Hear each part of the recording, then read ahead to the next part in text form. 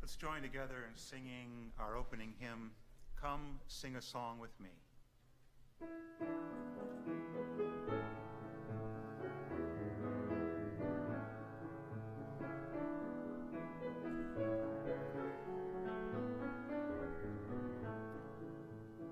Come sing a song with me. Come sing a song with me. Come sing a song with me, that I might know you're mine. And I'll bring you hope when hope is hard to find. And I'll bring a song of love and a rose in the winter time. Come dream a dream with me. Come dream a dream with me. Come dream a dream with me, that I might know you're mine. And I'll bring you home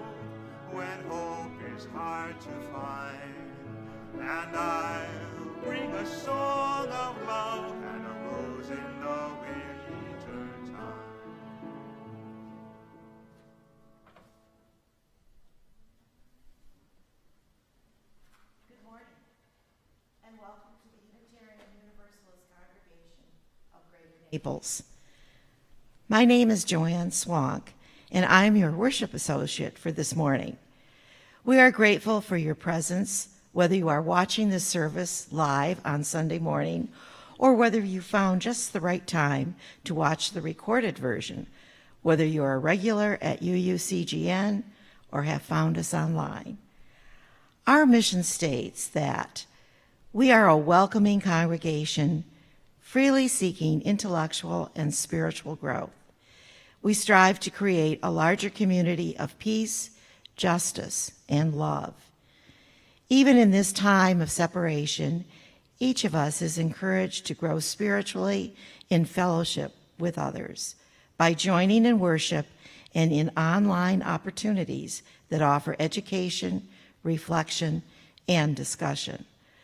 We try to do all of this in the spirit of love and acceptance, reaching out with our hearts, offering mutual support in these times of separation.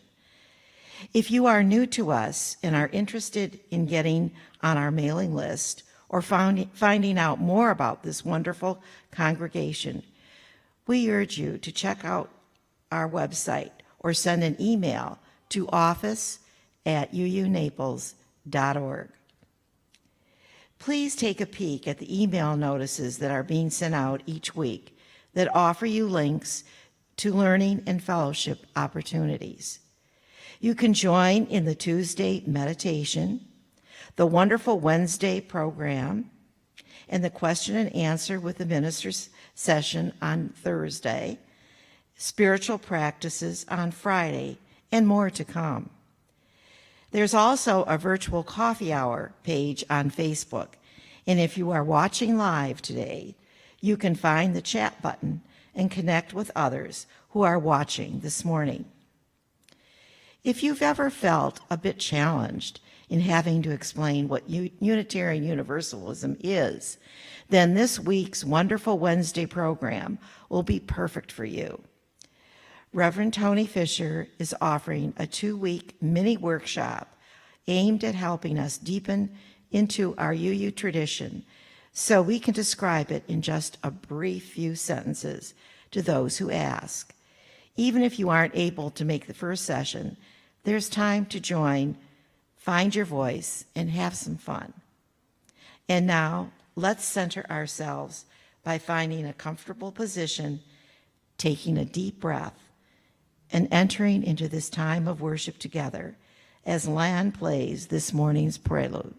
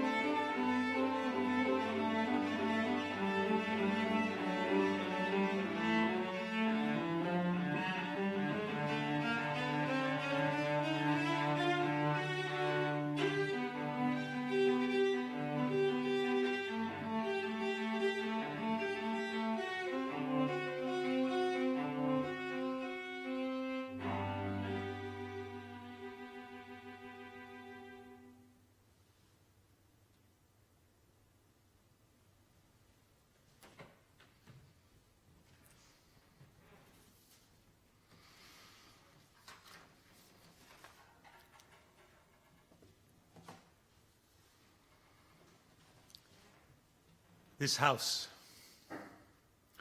This house is for the ingathering of nature and human nature. It is a house of friendships, a haven in trouble, an open room for the encouragement of our struggle.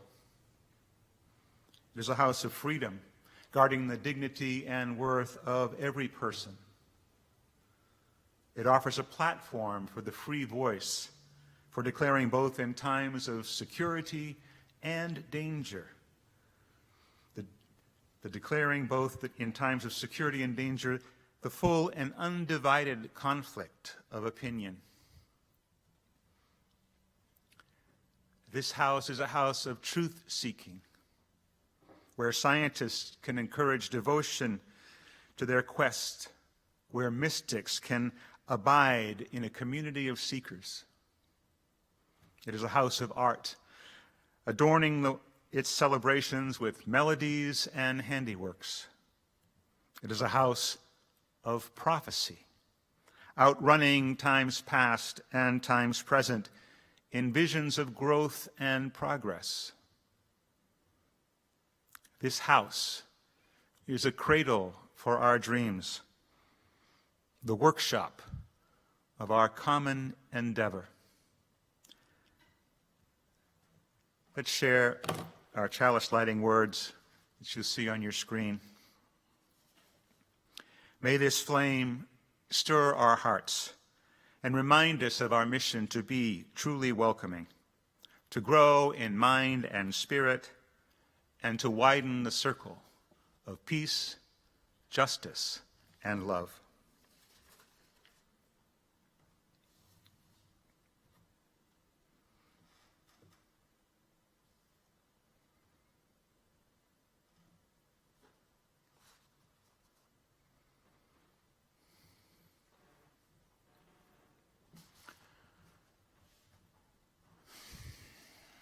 And so, good morning, everyone. On this very difficult morning in the United States of America, the day when we all feel anxiety, trepidation, anger, confusion, frustration, so many things. Our service today is, I guess, is to be about humanism, the last of the world's major religions that we would be exploring this year. And while we won't divert completely from that, it's hard not to give time to the events over the past week resulting from the death of George Floyd.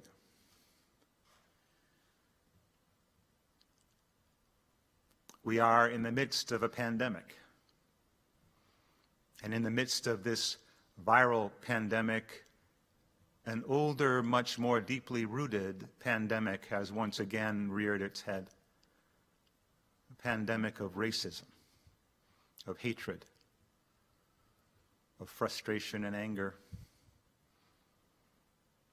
A situation which this country has lived with for more than 200 years, closer to 4.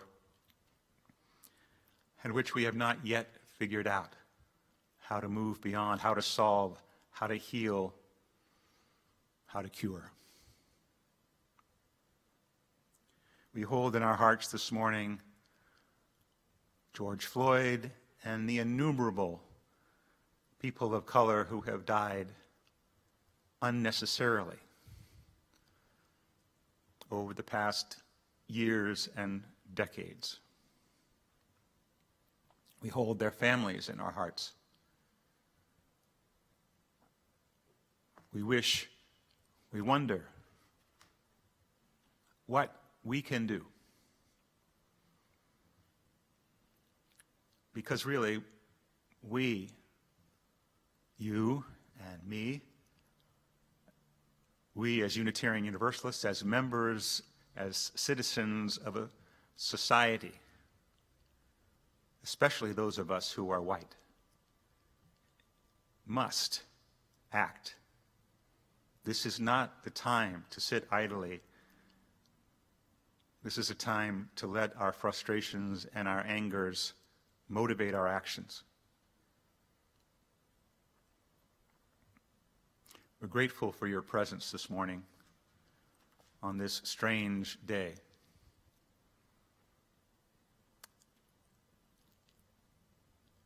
Our work here is to offer hope, challenge, succor, all at the same time. And we do that together, from me to you, from each of you to the other. So I hope you will communicate with one another on chat or in any other way. I hope that you'll hear the words of this morning's service. I hope you consider what you can do. And there are things. We will be sending out, if you haven't already received, an invitation to join a peaceful rally here in Naples this coming weekend, sponsored by the NAACP, a peaceful rally for the life of George Floyd and so many others. That's just one thing. And we'll be informing you about others as well. So welcome this morning. Take a deep breath. Let's center ourselves together with our centering hymn, Spirit of Life, a song that holds us and moves us.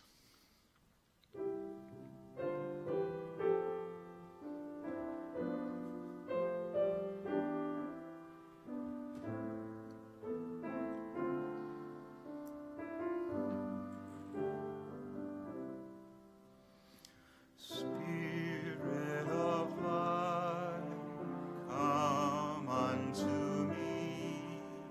Sing in my heart all the stirrings of compassion. Blow in the wind, rise in the sea, move in the hand, giving life the shape of justice. Roots hold me close, wings set me free. Spirit of life, come to me, come to me.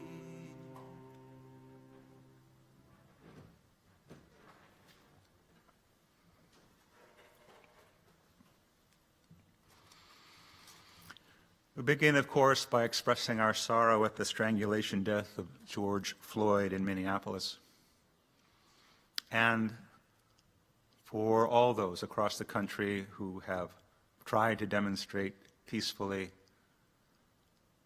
and in sorrow for those peaceful demonstrations that have gone awry.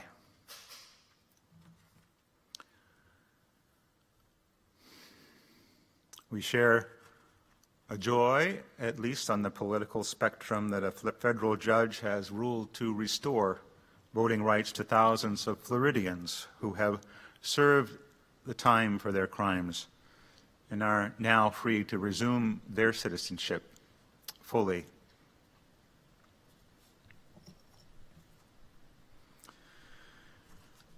Two of our members have suffered heartbreaking losses this week. Genevieve Homiller is struggling with the untimely death earlier this month of Hannah McClark, her beautiful 15-year-old granddaughter.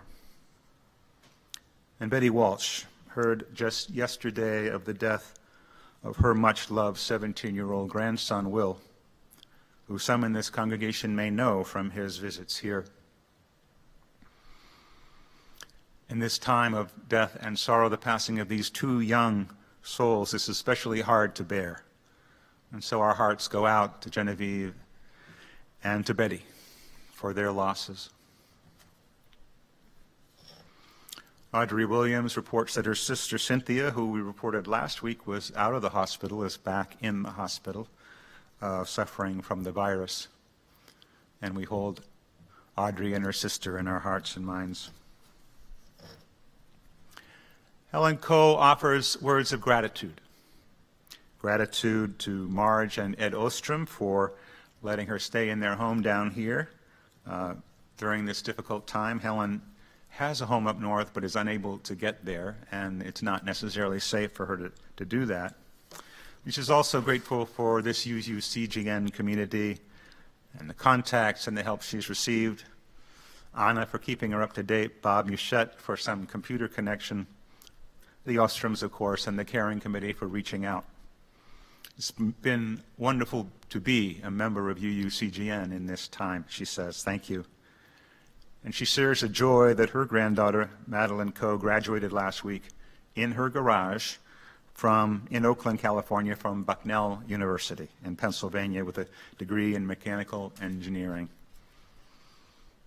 Congratulations.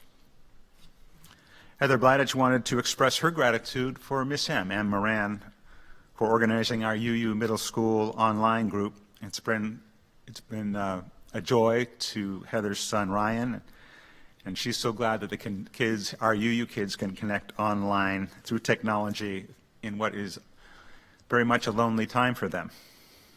Ryan looks forward to the meetings and has a great time and laughs a lot, and it is much appreciated by his mother.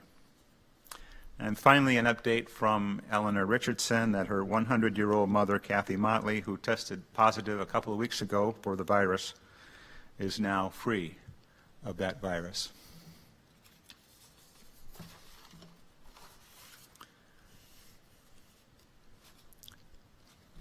So let us enter into a time of meditation as we consider our lives together and our community and its mission. We hold in our heart all those who have sent in their joys and their sorrows. We know that joy and sorrow is woven fine, and that each one of us, each one of you, has things that you're thinking about, feeling, struggling with, has joys that are bubbling up even in this time. So let's take a deep breath. Our meditation is by the Reverend Vincent Silliman.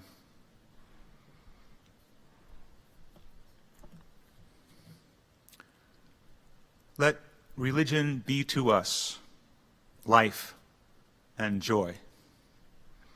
Let it be a voice of renewing challenge to the best we have and may be. Let it be a call to generous action. Let religion be to us a dissatisfaction with things that are, which bids us serve more eagerly the true and the right. Let it be the sorrow that opens us the way of sympathy, understanding, and service to a suffering humanity. Let religion be to us the wonder and lore of that which is only partly known and understood. An eye that glories in nature's majesty and beauty, and a heart that rejoices in deeds of kindness and of courage. Let religion be to us a security and serenity because of its truth and beauty, and because of the enduring worth and power of the loyalties which it engenders. Let it be to us hope and purpose and a discovering of opportunities to express our best through daily tasks. Religion, uniting us all with all that is admirable in human beings, in the life of this planet, everywhere. Holding before your eyes a prospect of the better life for humankind, which each may help to make actual.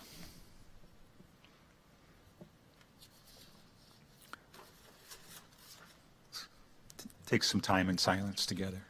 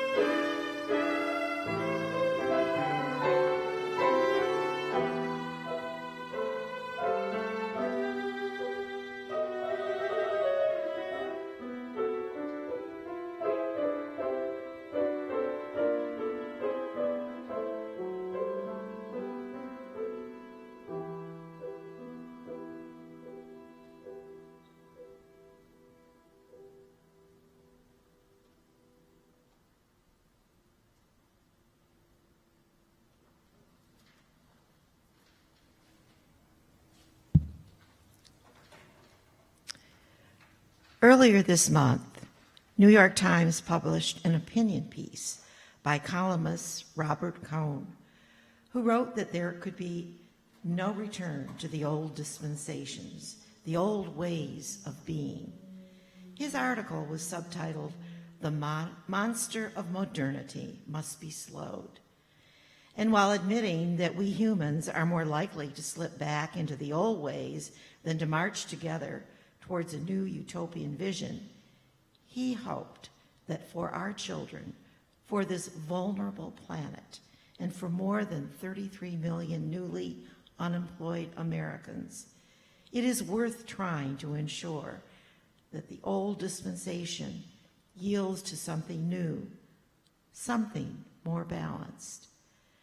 The article caught the attention of writer, editor, and poet Carol Sattler, whose poetic response, titled Archaeology, appeared on the humanist.com website a little more than a week ago.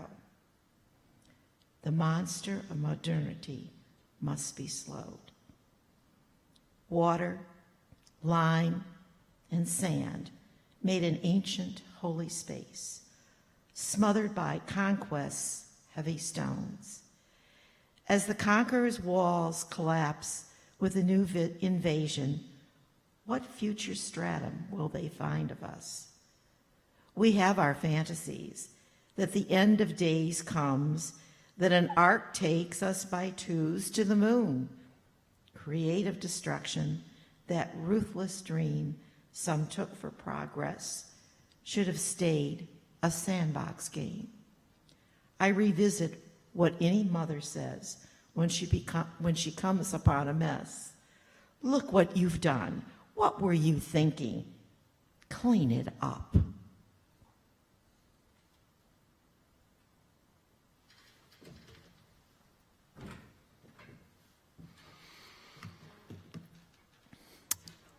I want to thank John Marcy for being with us this morning. Thanks, John and Lan, for your music. I couldn't help but think about the Chalice de Sarajevo when John was playing this morning solo, and remembering that image of a man playing his cello in the midst of rubble, and the powerful message of art and music, that grace that image and that music brought to not only a struggling people, but to the world. So thank you, John.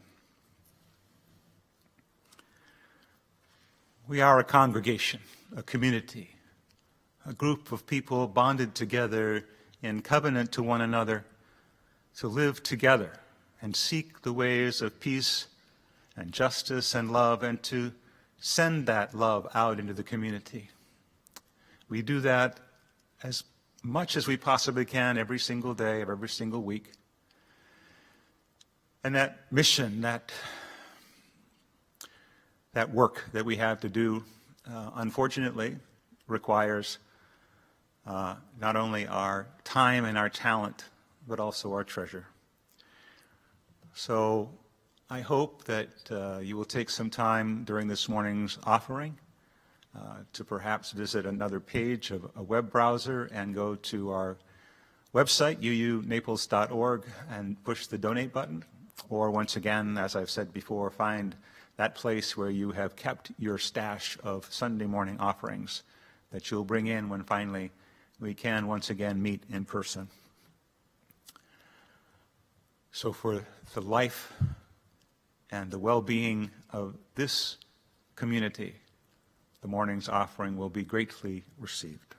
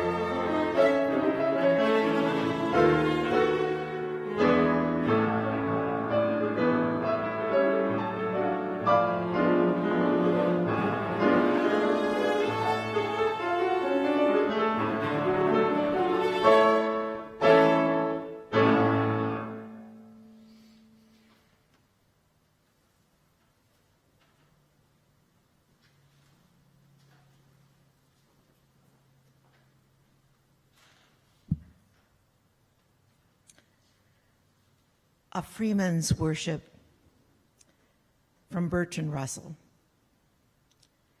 That humankind is the product of causes which had no provision of the end they were achieving.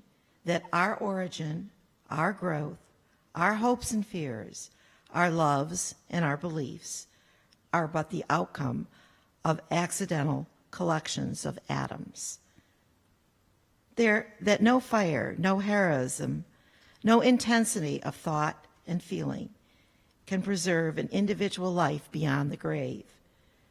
That all the labors of the ages, all the devotion, all the inspiration, all the noonday brightness of human genius are destined to extinction in the vast death of the solar system, and that the whole temple of humanity's achievement must inevitably be buried beneath the debris of a universe in ruins.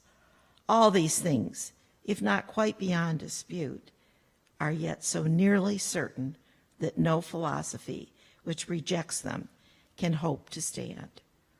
Only within the scaffolding of these truths, only on the firm foundation of unyielding despair, can the soul's salvation henceforth be safely built.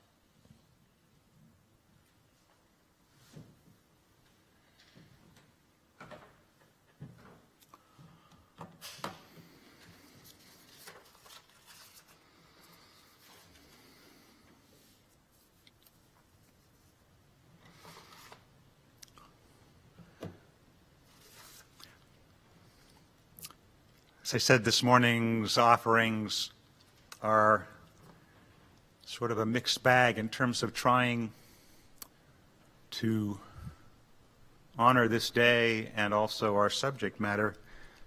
And so we approach the subject of humanism through the lens of this day, of this morning. Bertrand Russell gives us our starting point, perhaps the depths of despair. And the reality is that, as Carol Sadler suggests, this is our world to clean up.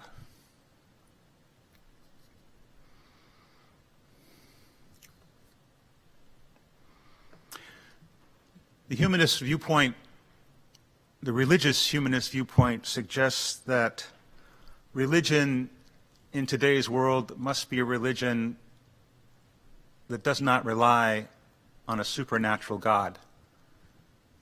That human beings, that the sum of all religious understanding over the centuries and millennia was the result of human ideas and thought and cultures. And that it is our responsibility as human beings to take what we have made and move forward, today perhaps out of the depths of despair.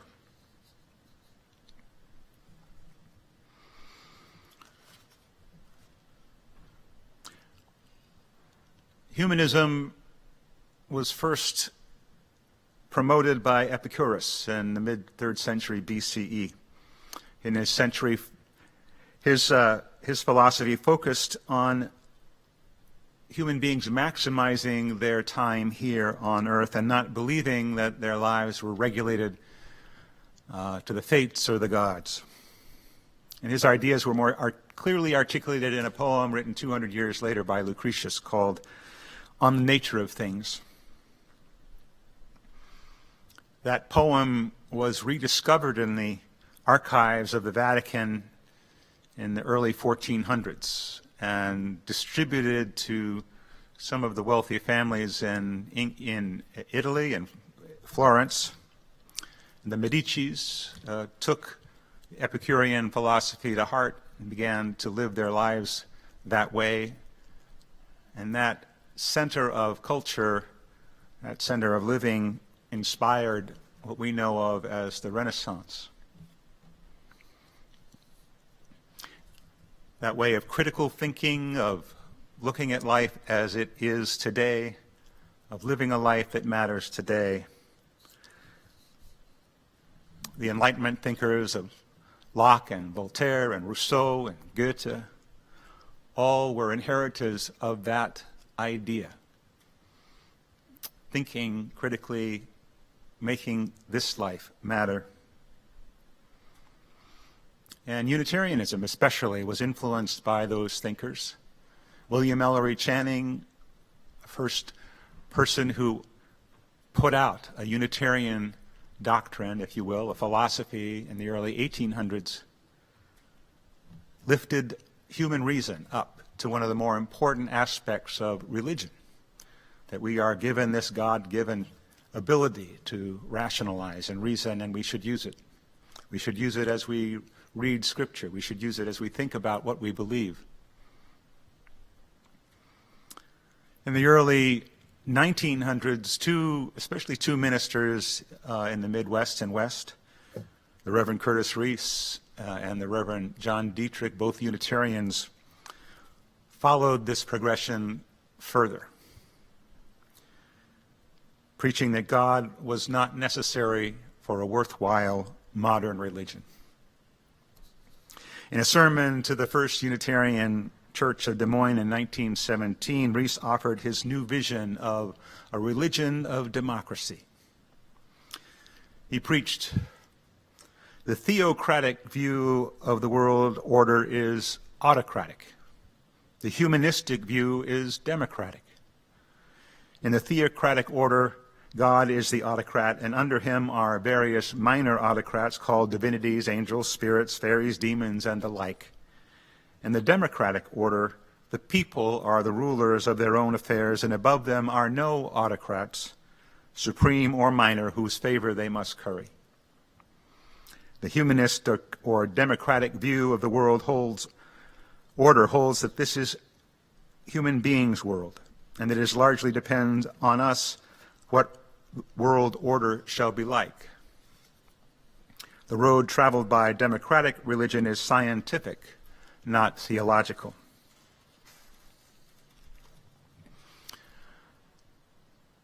You can imagine that this caused quite a stir in Unitarian circles, especially as then Unitarianism and Universalism were both still primarily Christian-centric religions, Scripture-based, though still believing in the power of reason.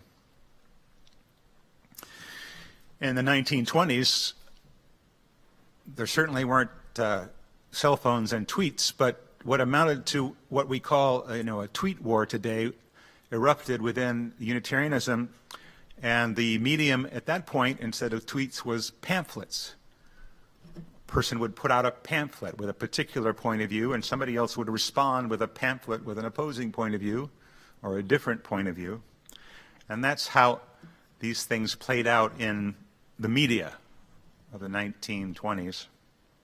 And so it happened that John Dietrich, one of the ministers I mentioned, and a young minister named Marion Franklin Ham from Reading, Massachusetts, engaged in a pamphlet war, which was known in our Unitarian circles as the humanist-theist controversy. Dietrich arguing the humanist point of view, and Marion Franklin Ham arguing for a more Christian-centric point of view, that we could not give up the idea of God, that religion would be dead without that.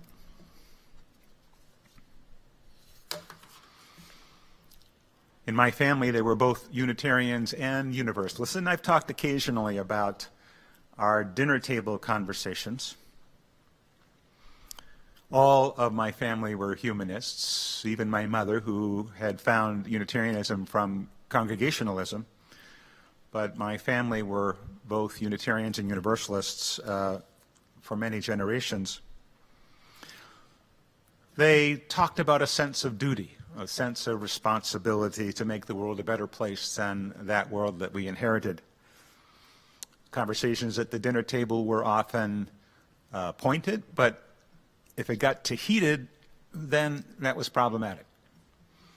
I can remember my sister Susan, who I believe is watching this morning, would occasionally get angry at one of the adults at the table, but I think that was not particularly well appreciated, that we needed to curb our anger, to suppress it, because we were reasonable people. Certainly that's a message that many in our generation learned, that to express your anger outright wasn't a good thing, that you needed to hold that back. We didn't learn necessarily how we might utilize that anger. When we talk about humanism, we have to understand that it is a wide range of understandings and beliefs centered on a human-centric point of view.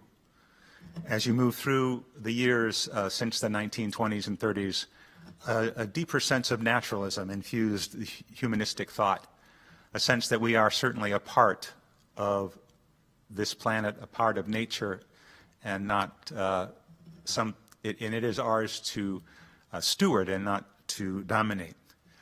And yet, continually, the understanding of humanism within our Unitarian Universalist movement was one of restraint, of intellect, of an intellectual point of view. And I think one of the challenges of humanism comes about during times like this, when we feel so much, that we feel so much in our full range of experience beyond our reason comes into play. In much of early humanism, the senses of some dismissiveness of the vast realms of human experience that can't be reached by cognition alone, that somehow we might be able to avoid this if we can maintain our intellectual and reasonable stance. In the Reverend William Schultz's words, the journey into the interior haunts of the unconscious, of guilt, of passion and pain, were not comfortably explored. That we all need to understand that the only way to get through those that emotional despair is to dive in, to feel, as frightening as that might be, and to be able to channel those feelings. Humanism challenges us to think. It challenges us to use our minds to filter those things that we feel and understand and begin to believe. And that's a powerful challenge for all of us. The challenge for humanism is to begin to understand the depth of human experience, to be able to help us channel those feelings, to channel our angers and motivate us to action towards a future that will hopefully indeed be a blessing for all. This world that we have inherited is a world of inequality. The systems that we hold as enlightened systems, our democracy, has inherent flaws. White supremacist flaws that don't allow people on the margins to gain entrance to the good life. These are things that we need to pick up. We need to work unselfishly and tirelessly for change within our systems as human beings, as rational human beings who don't look away from the pain, who don't look away from the suffering, but who roll up their sleeves and dive in whatever way they can to make a difference, to make this world a better place. As Carol Sadler says, look what you've done. Clean it up.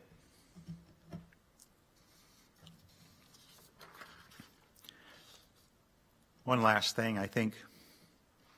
The challenge of Unitarian Universalism, the challenge of humanism, is to offer a larger story, some mythos that will help people come together and see a brighter world.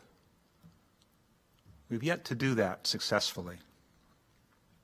We've yet to come up with the language that inspires the next generation to think that this movement, this kind of community, is worthy of their time and their presence. That is our challenge. That's the challenge of humanism. And our challenge today is simply to be still with one another, to hold each other in our hearts, to know that this world is ours to make what we will, to feel for those who have lost, who suffer,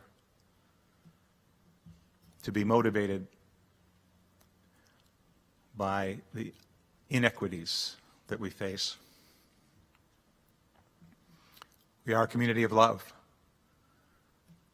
And as we work day by day, minute by minute, action by action, to express that love out into the world, overcoming our own fears, our own sense of division, of reaching out,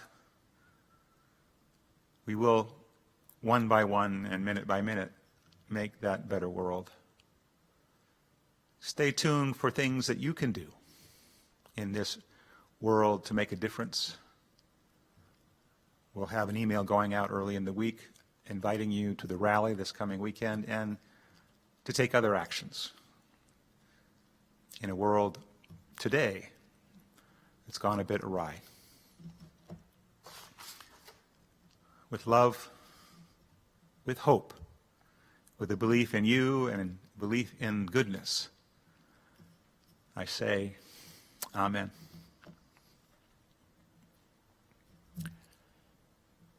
So I ask you, stay safe, but send your hearts out into the world in peace. Have courage. Hold on to what is good. Return to no person evil for evil. Strengthen the faint-hearted. Support the weak. Help the suffering. Honor all beings. And have a wonderful day.